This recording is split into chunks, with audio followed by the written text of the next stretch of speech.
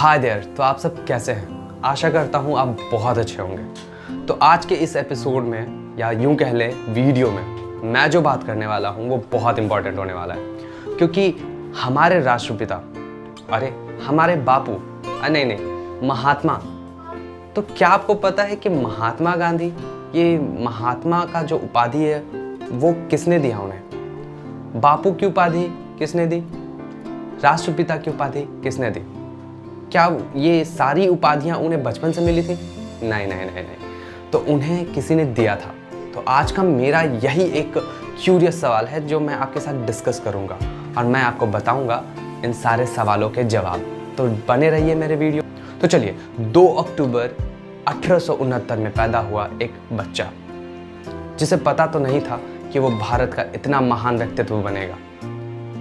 वो बने भारत के राष्ट्रपिता, वो बने हमारे बापू, वो बने महान आत्मा महात्मा गांधी। तो आज का जो ये सफ़र है उसमें सबसे पहला सवाल है कि महात्मा की उपाधि गांधी जी को किसने दी?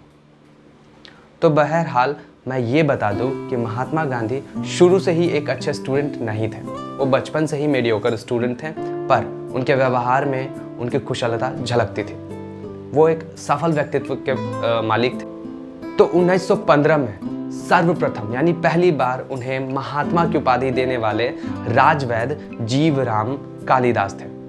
उन्होंने ही गांधी जी को पहली बार महात्मा कहकर के बुलाया। 1919 के करीब महात्मा गांधी बापू जी को पहली बार बापू कहकर के बुलाने वाला उनका एक शिष्य ही था, जो साबरमती आश्रम में उनके साथ रहता था।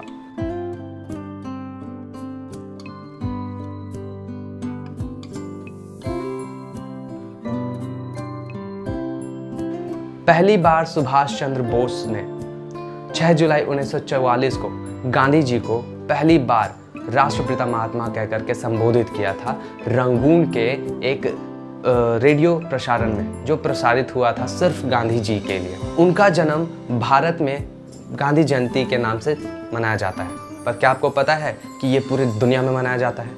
किस नाम से मनाया जाता है?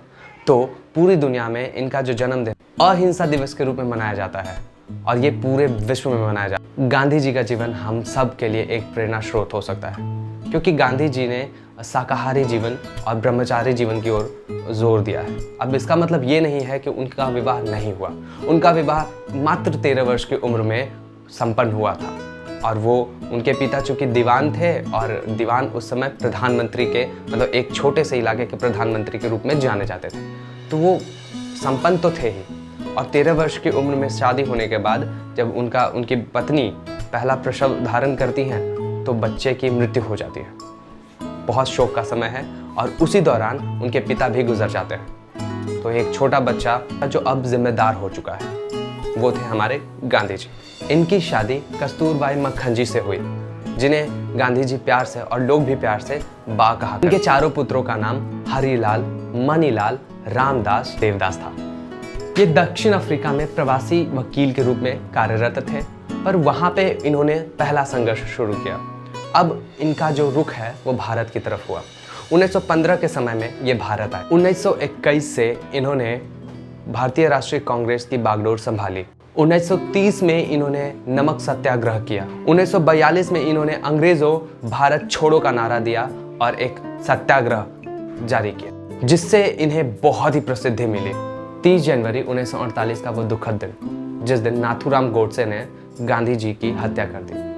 वो एक छोटे से चहलकदमी करने के लिए शाम को निकले थे, ठीक है, और उनकी हत्या कर दी गई। पता नहीं क्या कारण रहा होगा, क्या माहौल रहा होगा उस वक्त। गांधी जी की मृत्यु का शोक पूरा भारत मना रहा था। उनकी जो अस्थि है वो 12 घाटों पर विसर्जित की गई, और ये आज हमारा जो 2 अक्टूबर 2023 को हम सेलिब्रेट कर रहे हैं गांधी जयंती, इस दिन हम 1 घंटे का श्रमदान दे रहे हैं। मैंने भी दिया है, आपको भी देना चाहिए।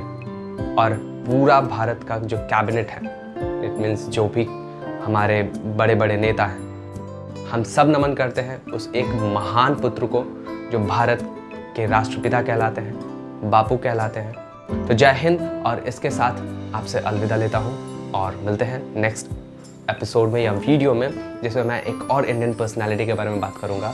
तब तक के लिए खुश रहें, लाइक करें, सब्सक्राइब करें एंड शेयर भी करें अगर अच्छा लगे तो। अगर अच्छा नहीं बन रहा, कुछ छूट रहा है मुझसे, तो डिसलाइक भी करें, कमेंट करें। And see you then, bye bye.